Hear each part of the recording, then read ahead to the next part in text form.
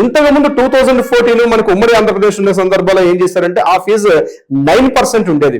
అంటే ఆ 9% ఏంటంటే అక్కడ ఉన్నటువంటి మార్కెట్ వాల్యూ, అంటే ఆ ఎకరం భూమి ఎంత ఉంది అక్కడ మార్కెట్ వాల్యూ ప్రకారం దాన్ని బేస్ చేసుకొని గవర్నమెంట్ వాల్యూ వేరే, మార్కెట్ వాల్యూ వేరే ఉంటుంది.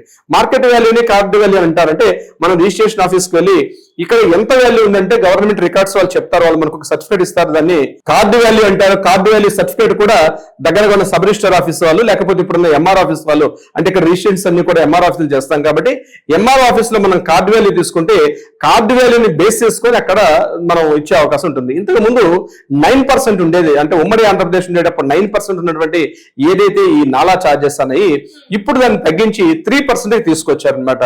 సో 3% ఆఫ్ మార్కెట్ వాల్యూ, దాని వాల్యూ ఎంత ఉంటుందో దాని మీద 3% ఆఫ్ వాల్యూని మనం గవర్నమెంట్ కి చెల్లించగలిగితే, అంటే గృహ అవసరాలకు సంబంధించి లేఅవుట్లు ఇట్లాంటివి 3%, అదే ఫ్యాక్టరీలు ఇట్లాంటివి కట్టాలనుకుంటే 5% ఉంటుంది. డిఫరెంట్ 3 to 5%, 7% కూడా ఉంటుంది, 10% కూడా. అంటే వాణిజ్య సముదాయ హై రైజ్ అపార్ట్మెంట్స్ కట్టాలనుకుంటే ఒక రకంగా ఉంటుంది.